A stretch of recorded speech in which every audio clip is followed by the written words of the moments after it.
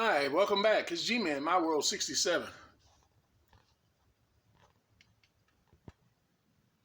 Well, I've been working on some projects. I was trying to get this done for Memorial Day.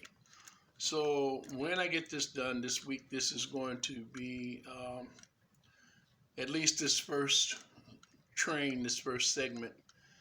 This is going to be my Memorial Day, my late Memorial Day presentation. Anyway, I've been working on is these Marx military flat cars. Now, these cars are all original except for I added this mini howitzer on to this car, and I'll tell you how I did that in a minute. And I added the tank to this car and touched it up. So I kind of went ahead when I touched it up and did a little camouflage on it. So it does not have original paint, totally original paint. This car was in actually pretty bad shape. It was missing a lot of paint on it. I also took the tender. I've got a plastic 400 engine that I've been using on the layout, actually just for to keep it out where I could see it and to put it with the Army base that I had there on the layout. And it's needed work ever since I've had it, and it's always been my intention to get it together, and it was my intention this year to have it all ready for Veterans Day. But unfortunately didn't get it done in time, got busy doing other things, and so we didn't get it done. But there's the tender for it. And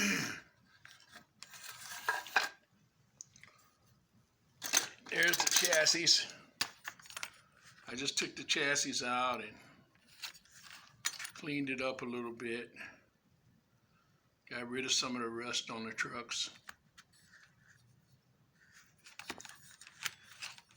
The trucks were really rusty, the wheels. Here's the wheels for it. These are the original wheels. Got them all cleaned up.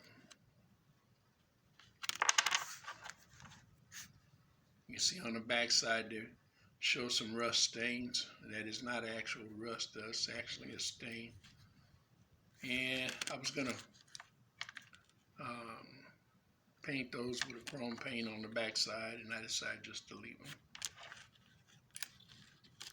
So we're gonna put that together, get that back together, and then I've got this flat car, which is a Searchlight flat car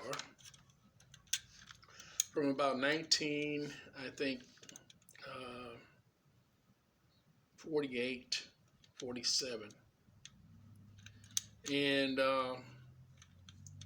all of these cars are pretty much from that period.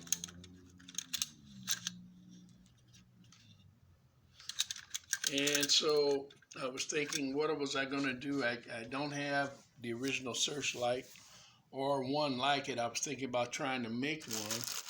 And then I remembered I had these Searchlights that I've been used a couple of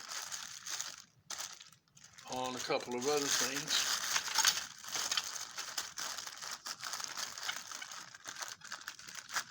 I'm going to set the camera down.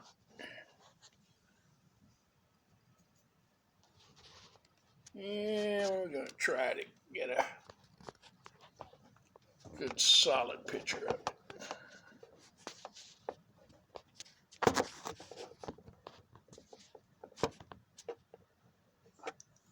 Okay.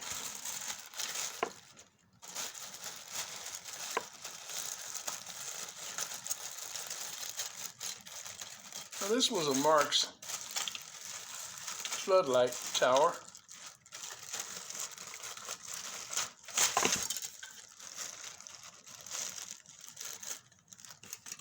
Originally, and it was all busted up, broke up, and I was going to try to salvage it at one time, and then I changed my mind and decided to just go ahead and use it for parts, because I figured at some point in time I would probably need it for this purpose. And so I'm going to take one of these and I'm going to mount it on this floodlight car.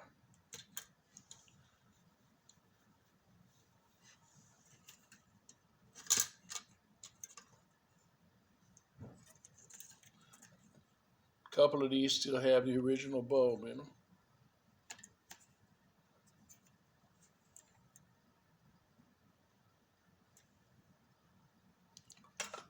So that's what I'm going to be doing today. Now,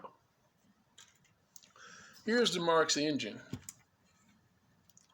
that I've been working on.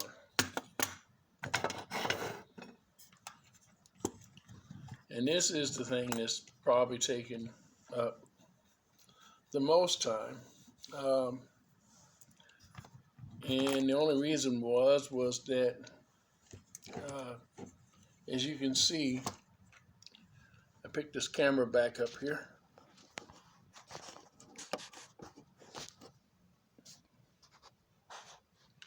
The flash is not on it again. As you can see,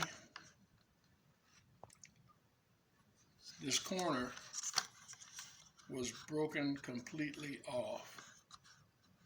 And the motor was bad in this also. And matter of fact, I just put the motor up in my repair box. And it was a double reduction motor. Originally was what was in this, a full-size double reduction motor. And I didn't have another full-size double reduction motor to put in it right now. So I took the motor out of another 400 that I had, and using it, and you can see where I broke the corner off of it, cut it out to replace the corner on this one.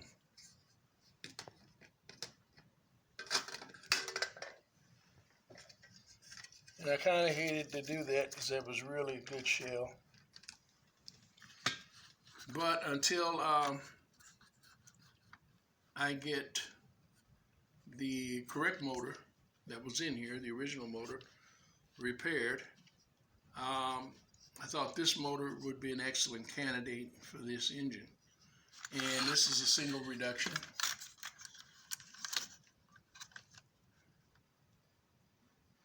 Single gear. And it still has the later contact.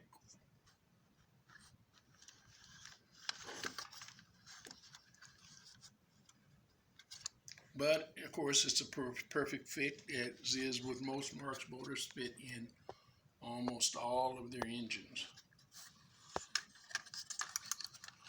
This is lighted,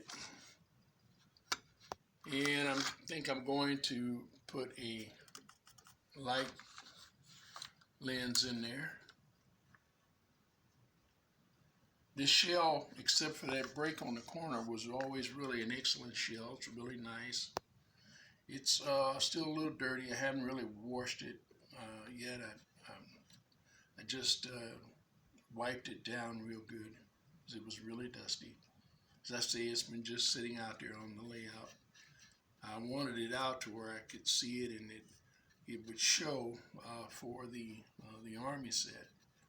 Because actually I had only a couple of engines to use out there for that at this time, besides the Cape Canaveral engines. And so there it is, the 400. Now it's complete, it's up, it's running again. We've got this taken care of. I glued this in place, And then on the back side, I had some plastic tabs off of a bread wrapper, and I keep those.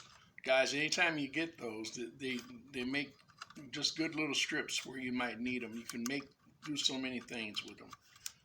And use it for bracing on the back side of this. I'm out of plastic strips, else I would have used one solid piece and did that. But once that's painted, it'll still look just as good.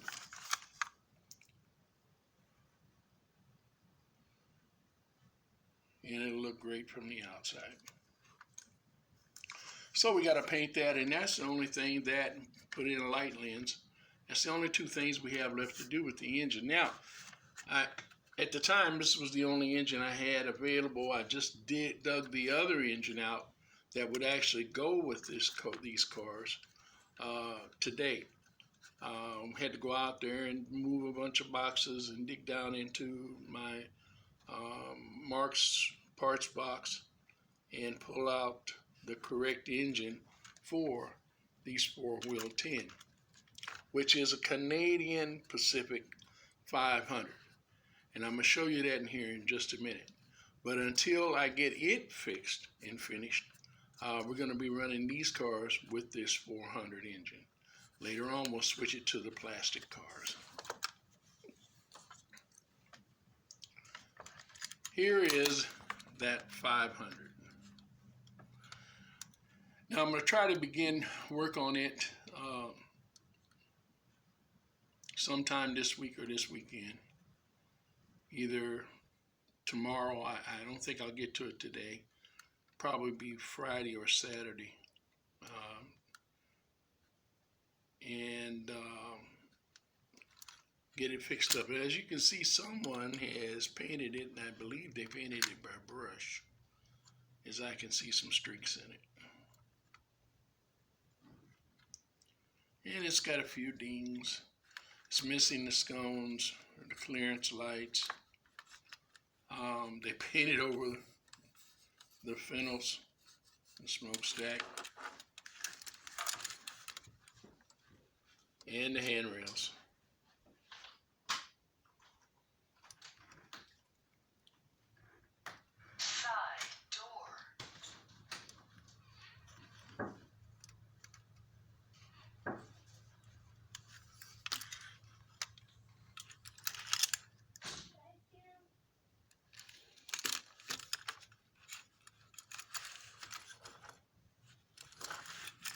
And I don't remember whether this motor runs or not. It's been in the box for several years.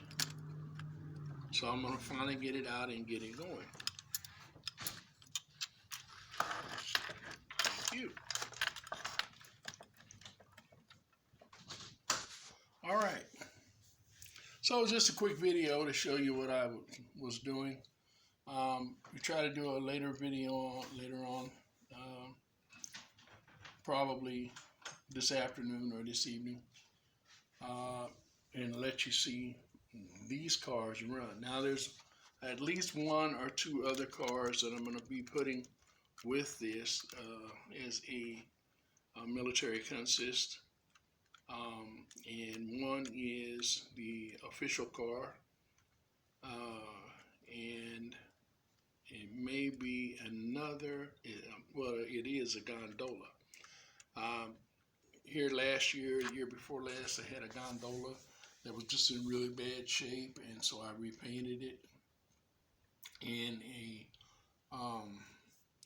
modern military OD green, which I don't really like, and painted some stars on it and put USA on it. So it looks okay. But it's not the best job in the world. The paint came out okay. I just don't like the lettering and the hand-painted stars on it. But I'll let you see. And but that's what we'll be pulling. We'll be pulling that gondola and the official car, and that will make this a complete set for now. I really like the way this turned out. By the way, I had this. This is actually an old, I think it was Remco. Came off of one of my old toy trucks that I had way back when in the 1950s. So I kept it amongst with the other toys. I used to be a toy collector, and I had all kinds of toys, repaired them, and I kept all kind of parts. So I've got a bunch of these turrets actually up through the years. Every time I found one or found a toy that had one that was damaged or destroyed, I would take this part off if it was good and use it. Now I replaced the end on this gun,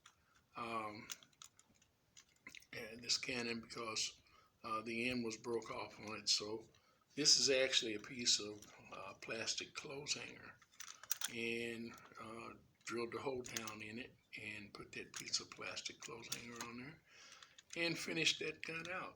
Painted the end of it a little darker green.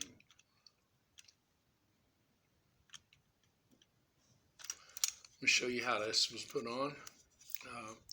This car had a hole in the middle of it, and so what I did was I stuck that base of the turret down into the hole, perfect fit, and I had the cap. I keep all kind of stuff. I had a cap off of, excuse me, an Elmer's glue stick, which was also a good fit. It was a little loose, but I took it, I put hot glue on it, slipped it on over top of that, and voila.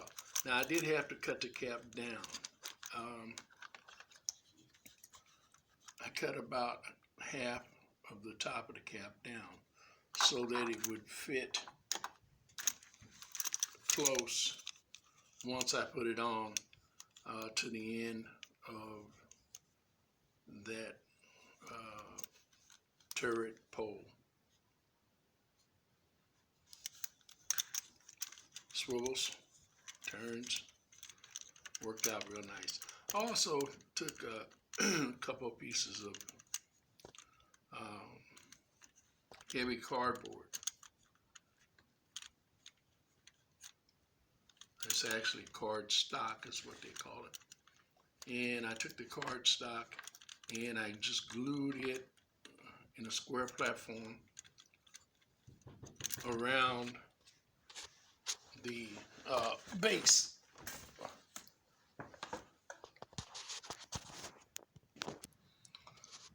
Okay, so that's where I'm at. This is what I'm doing, working on this military train, this army train, and I'll give you an update just as soon as I complete it. All right, that's all I have for you for now. As always, if you enjoyed your trains, working on them and running them as much as I do mine, then you should have happy rails. Until next time, it's G-Man, My World 67. Bye-bye.